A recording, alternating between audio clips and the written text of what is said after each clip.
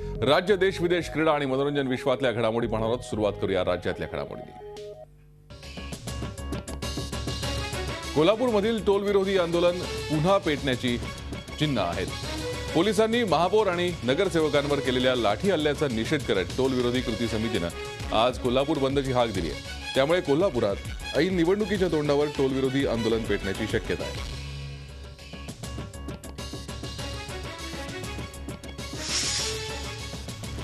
मंत्रिमंडळ पायाभूत समितीच्या बैठकीत टोल धोरणाबाबतचा कुठलाही निर्णय झाला नाही।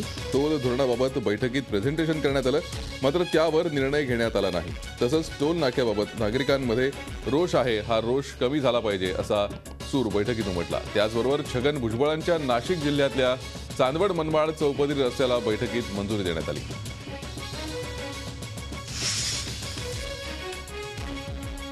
निवडणुकीच्या तोंडावर राज्य मंत्रिमंडळाच्या बैठकीत अपेक्षेप्रमाणे घोषणांचा पाऊस झाला। अरबी समुद्रात छत्रपती शिवाजी महाराजांच्या स्मारकासाठी 100 कोटी रुपयांची टोकन तरतूद करण्यात आली आहे।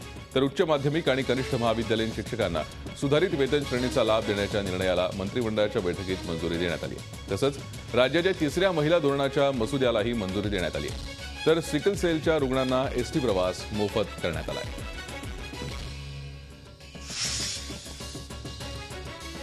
राज्य मंत्रिमंडळाच्या बैठकीत मागण्या मंजूर झाल्यानं अंगणवाडी सेविकांनी महिनाभरापासून सुरू असलेलं आंदोलन मागे घेतलंय। मात्र निर्णयाची पुढील 15 दिवसात अंमलबजावणी केली नाही तर पुन्हा बेमुदत संप पुकारण्यात येणार असल्याचा इशारा अंगणवाडी सेविकांच्या संघटनेने दिला आहे।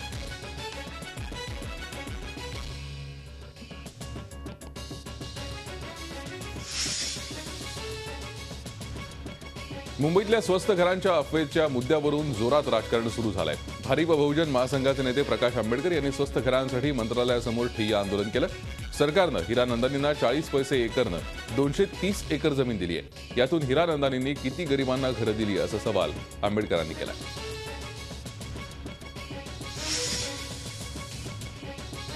12वीच्या परीक्षांचा मार्ग आता मोकळा झालाय। गेल्या काही दिवसांपासून चालू असलेलं प्राध्यापकांचं आंदोलन तुर्तास मागे घेण्यात आलंय। सरकारबरोबर झालेल्या चर्चेनंतर हा निर्णय घेण्यात आला। सरकारनं 15 दिवसांमध्ये जीआर काढावा, अन्यथा पेपर तपासणीवर बहिष्कार घालण्याचा इशारा प्राध्यापकांनी दिलाय। आपल्या विविध मागण्यांसाठी प्राध्यापकांनी 12वीच्या परीक्षांवर बहिष्कार घालण्याचा निर्णय घेतला होता। 12वी परीक्षांच्या तोंडावरती शिक्षकांनी आंदोलन सुरू ठेवल्यानं विद्यार्थ्यांचा जीव टांगणीला लागला होता।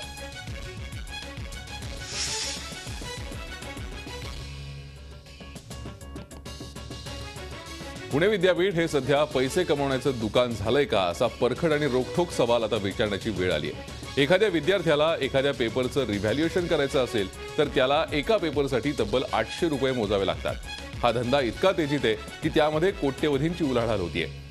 रिव्हॅल्युएशन इतकं महाग करायचं की विद्यार्थ्यांनी रिव्हॅल्युएशन किंवा फोटोकॉपीसाठी अर्जच करू नयेत। यासाठी तर हा खटाटोप नाही ना, अशी ही शंका निर्माण झाली आहे।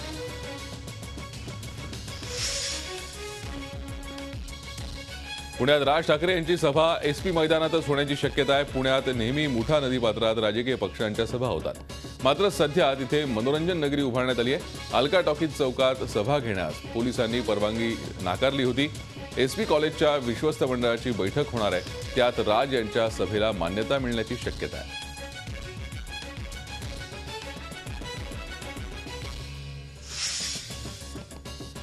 मुंबई महापालिकेचं 2014-15 सालसाठीचं तब्बल 31,178 कोटी रुपयांचं बजेट स्थायी समितीत सादर झालं। कोणत्याही करवाढीशिवाय आणि 5,77 लाख रुपयांची शिल्लक दाखवणारा अर्थसंकल्प महापालिका आयुक्त सीताराम कुंटे यांनी सादर केला। लोकसभा आणि विधानसभा निवडणुकांच्या पार्श्वभूमीवर हे बजेट सादर झालं, तरी यात कोणताही नवा प्रकल्प सुरू करण्याचा संकल्प महापालिकेनं केलेला नाही। सध्या तरी जुनं किंवा अर्धवट सुरू असलेले प्रकल्प रेटण्याची धडपड सुरू दिसतेय।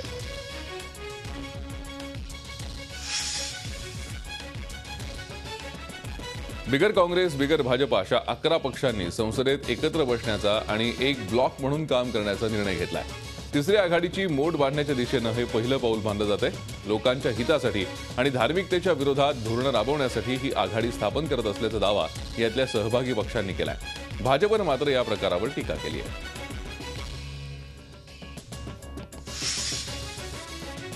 टीडीपी अध्यक्ष चंद्राबाबू नायडू यांनी शिवसेना पक्षप्रमुख उद्धव ठाकरे यांची भेट घेतली। तेलंगणाच्या मुद्द्यावर शिवसेनेचा पाठिंबा मिळावा यासाठी चंद्राबाबू नायडूंनी उद्धव ठाकरेंची भेट घेतली। यावेळी बोलताना उद्धव ठाकरेंनी शिवसेना टीडीपी सोबत असल्याचं स्पष्ट केलं। केंद्र सरकार आंध्र प्रदेश विभाजनाबाबत तोडा आणि झोडाची भूमिका अवलंबत असल्याची यावेळी उद्धव ठाकरेंनी टीका केली. तर चंद्राबाबूंनी काँग्रेस या प्रकरणी राजकारण करत असल्याचा आरोप केला.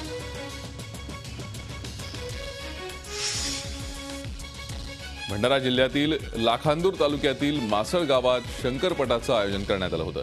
यावेळी शंकरपटावरून भाजप नेते नितीन गडकरी यांनी केंद्र सरकारवर हल्लाबोल केला.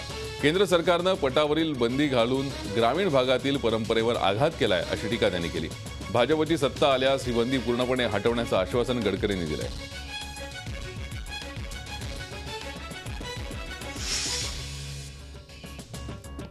गुहागरमध्ये एमआयडीसी परिसरात सरकारतर्फे 7,500 हेक्टर जागेची भूसंपादन प्रक्रिया सुरू करण्यात आली.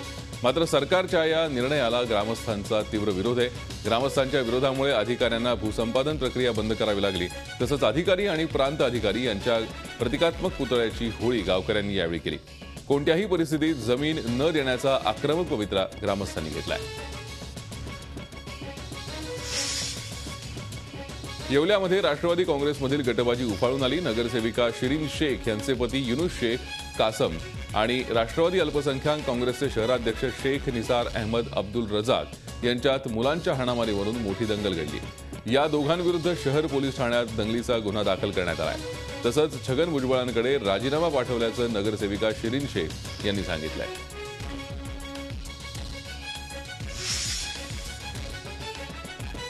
एनीटाईम मनी आणि 24 तास केव्हाही पैसे काढा असं म्हणत उभी राहिलेली ही एटीएम सेंटर्स आता रात्री बंद राहण्याची शक्यता आहे.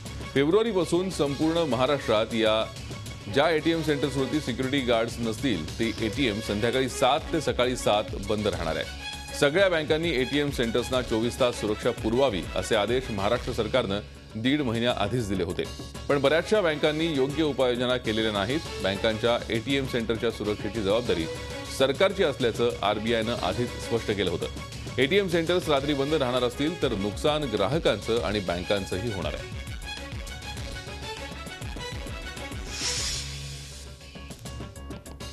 सीएसटी स्टेशनवर लोकलच्या प्लॅटफॉर्मवरून आता लांब पल्ल्याच्या एक्सप्रेसच्या प्लॅटफॉर्मवरती जाण्याची तंगडतोड थांबणार आहे. एक नवा ब्रिज सीएसटीवरती तयार होतोय. तब्बल 18 प्लॅटफॉर्म्सना जोडणारा हा ब्रिज आहे. या ब्रिजची लांबी तब्बल 270 मीटर एवढी आहे. मध्य रेल्वेवरील हा सर्वात मोठा फूट ओव्हर ब्रिज ठरणार आहे. या ब्रिजमुळे लोकलचे प्लॅटफॉर्म आणि मेल एक्सप्रेसचे प्लॅटफॉर्म थेट जोडले जाणार आहेत. ब्रिजचं काम सुरू झालं असून 15 एप्रिलपर्यंत हे काम पूर्ण होणं अपेक्षित आहे.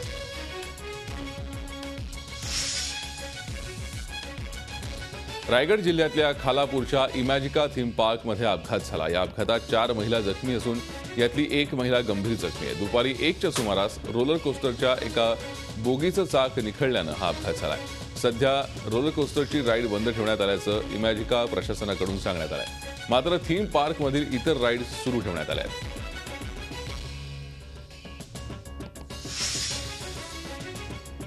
पनवेल पंचायत समितीच्या आवारामध्ये व्यापारी संकुलाचं काम सुरू आहे. त्यासाठी गेलेल्या खड्ड्यात पडून 4 वर्षांच्या मुलाचा मृत्यू झाला. बीओटी तत्वावर या व्यापारी संकुलाचं काम सुरू आहे. त्यासाठी मोठमोठे खड्डे खोदण्यात आलेत. मात्र या खड्ड्यांभोवती कोणतीही सुरक्षेचे उपाय केलेले दिसत नाहीत.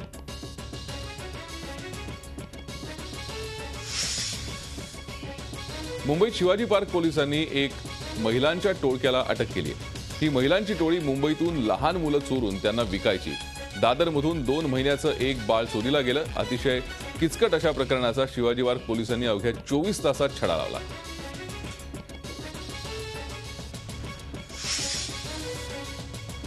मागितल्यावरही दत्तक दिलं नाही म्हणून एका निपुत्रिक दाम्पत्यानं 6 महिन्यांच्या बाळाचं अपहरण केल्याची घटना नागपूरमध्ये घडली आहे. या प्रकरणातील आरोपी दाम्पत्याच्या विरोधात गुन्हा दाखल झालाय. पण आरोपी दाम्पत्य वारंवार आपलं ठिकाण बदलत असल्यानं पोलिसांना अजूनपर्यंत निराशाच हाती लागली आहे. महत्त्वाचं म्हणजे घात करणारा व्यक्ती बाळाच्या वडिलांचा चांगला मित्र आणि शेजारी आहे.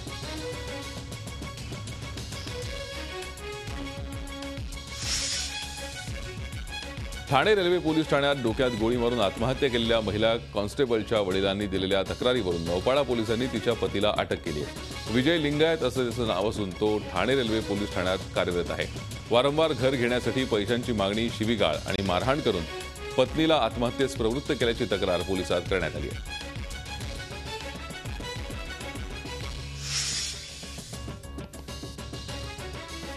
परभणी जिल्ह्यात पूर्णा नदीच्या रहाटी पुलाजवळ क्रुझर आणि टँकरमध्ये भीषण अपघात झाला। या अपघातात 6 जण ठार तर 3 जण गंभीर जखमी झाले। या अपघातात दोन्ही चालकांनी निष्काळजीपणा केल्यानं पोलिसांनी दोघांविरोधात गुन्हा दाखल केलाय। क्रुझरमधले सर्व प्रवासी यवतमाळ जिल्ह्यातील उमरखेड इथून परभणी जिल्ह्यातल्या सेलूमध्ये लग्नासाठी आले होते। लग्नाहून परतत असताना हा अपघात झाला।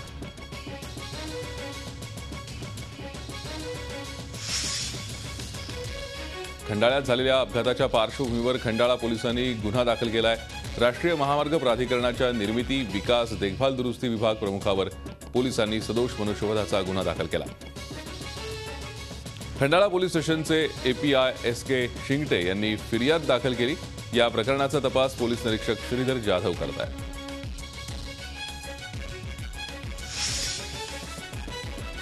आजच्या धकाधकीच्या जीवनात मन आणि शरीर तंदुरुस्त ठेवणाऱ्या सूर्यनमस्कारासारख्या व्यायामाचं महत्त्व कुठेतरी कमी होत चाललंय। वर्षी रथसप्तमीच्या दिवशी जागतिक सूर्यनमस्कार दिवस साजरा केला जातो। याच निमित्तानं पुण्यात सूर्यनमस्कारांचं आणि रॅलीचं आयोजन करण्यात आलं होतं।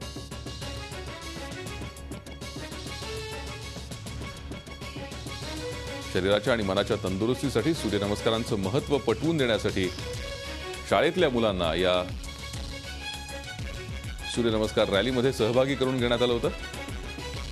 पुण्यामध्ये ही रॅली पार पडली। यावेळेला अनेक शाळांमधल्या विद्यार्थ्यांनी या रॅलीत सहभाग घेतला। यावेळेला सूर्यनमस्काराचं महत्त्व या विद्यार्थ्यांना पटवून देण्यात आलं।